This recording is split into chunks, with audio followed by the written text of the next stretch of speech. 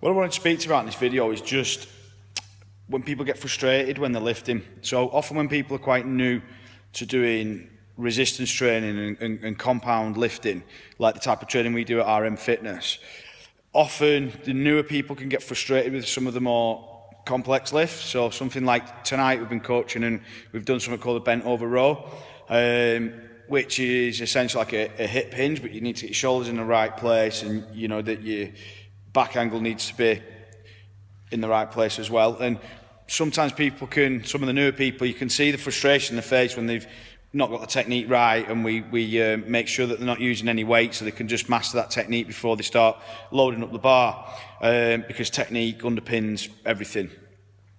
So I wanted to shoot the video just to say that, you know, you've got two choices if you exercise. You can do more simplistic exercises that are very difficult to do wrong, and you're not going to get frustrated mentally because you're going to master those exercises. Those exercises do have a place in our programming, and in my opinion, in the type of programming people should be doing for fat loss and muscle toning, muscle building, that type of stuff. But at the same time, those exercises are not going to yield as big a, what we call, bang for your buck. So per se, if you can master some of the more complex exercises, and when we're talking about, you know, 4 or 5 exercises, but if you can master those, then you're going to go forward further in the longer term.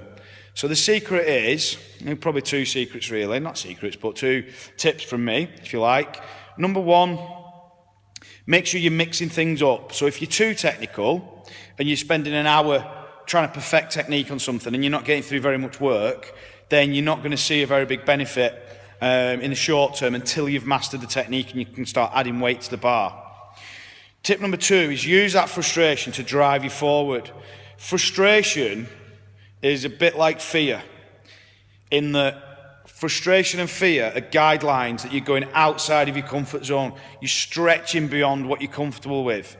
You're either not comfortable because you can't do the technique as well as you want to be able to do it, or you're not comfortable, or you're fearful of doing something because it's at a higher intensity maybe. Okay, but we're talking about frustration in this video. So frustration's a good sign, isn't it? Because that's a good sign that, right, if I just do exercises that are in my comfort zone, then I'm not going to be benefiting long term or even medium term. It's only going to have a short term benefit. But if I'm doing exercises that are challenging me, yeah, I'm taking a little step backwards in the short term, but that's going to spring me forward massively in the long run. And that's the secret onto, you know, how to stay on track long term with your training. Get frustrated, you know, get a bit annoyed with yourself, but use that sensibly to catapult yourself forward in the long run.